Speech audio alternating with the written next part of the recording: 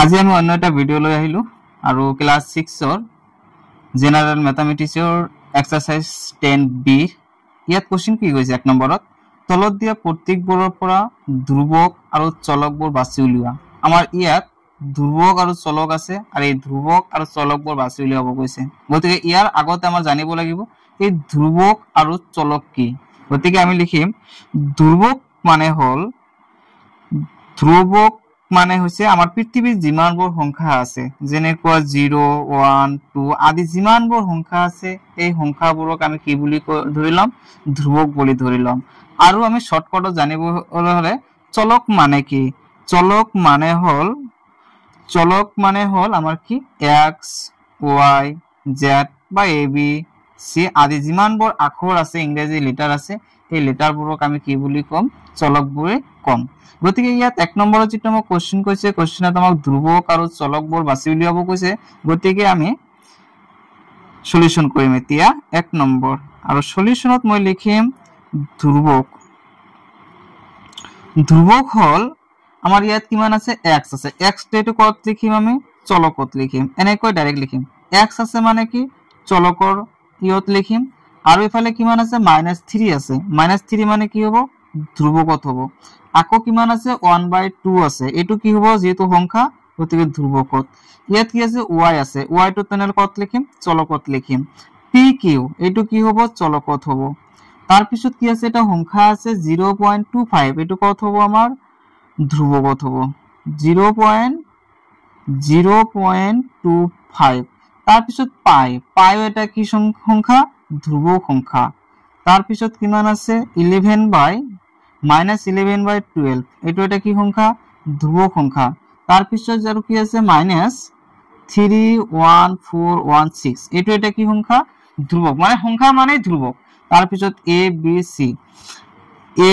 চলকত লিখিম b কত লিখিম চলকত লিখিম c কত লিখিম চলকত লিখিম আৰু z আছে z কত লিখিম আমি চলকত লিখিম আশা কৰো বুজি পাইছা মুঠতে কথা হল a b c যিমানবোৰ আখৰ আছে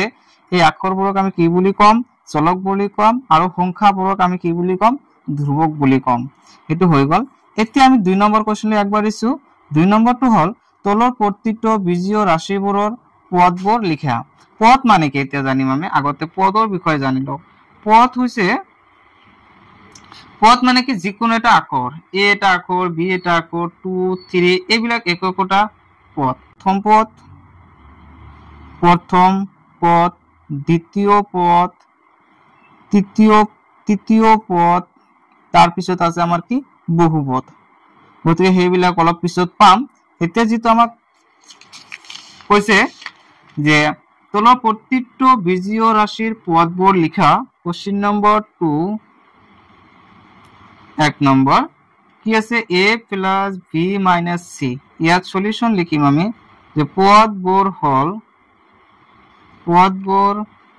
হল কি আছে আমাৰ a আছে a মানে প্লাস তুলি দিম কি লিখিম কমা দিম আর b দিম তাহলে a এটা পদ b এটা পদ কমা এই মাইনাস যদি থাকে মাইনাস দিব লাগিব c তাহলে ইয়াত কেইটা পদ আছে তিনিটা পদ আছে পদ তিনিটা কি কি a b - c মানে a + b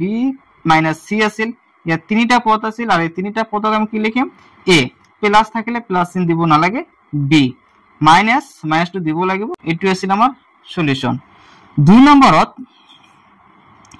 নম্বৰত কি আছে 2x² yz ইয়াত যেহেতু প্লাস মাইনাস একো চিন নাই গতিকে ইয়াত এটাই পদ আছে আৰু সেই পদটোৰ নাম হল কি পদৰ নাম হল কি হ'ব 2x² yz 3 নম্বৰত হ'ব কি আমাৰ 3 নম্বৰত কি আছে আমাৰ 2/3x² y minus 6ax² plus 9by² minus 1 answer পদবোৰৰ নাম হল এটা কি কৰিম আমি 2/3x² y ইয়াত প্লাস আছে মাইনাস থাকিলে কি দিম কমা দি কিনে -6ax² প্লাস আছে মানে কমা দিব 9by² কমা -1 তেনে ইয়াত কেইটা পদ আছে চাৰিটা পদ আছে এটা পদ দুটা তিনিটা চাৰিটা আশা কৰো বুজি পাইছা এতিয়া আমি 4 নম্বৰটো সলিউশন কৰিম 4 নম্বৰটো হল 3a² bc minus 4ab² c plus 5abc² minus 9 answer পদবোৰ হল ইয়াত কি আছে 3a² bc কমা মাইনাস আছে মাইনাস থাকিলে দিব লাগিব 4ab² c প্লাস আছে ইয়াত কি আছে মানে আমি কি দিম কমা দিম abc² কমা মাইনাস কি হ'ব 9 তেনলে ইয়াত কেইটা পদ আছে চাৰিটা পদ আছে এটা দুটা তিনিটা চাৰিটা 5 নম্বৰটো আছে 5 নম্বৰত কি আছে 3x³ minus 2x² plus 4x minus কিমান আছে 7 আছে answer পদবোৰ হল কি 3x³ minus 2x² 4x 7 এটো আছিল আমাৰ সলিউশন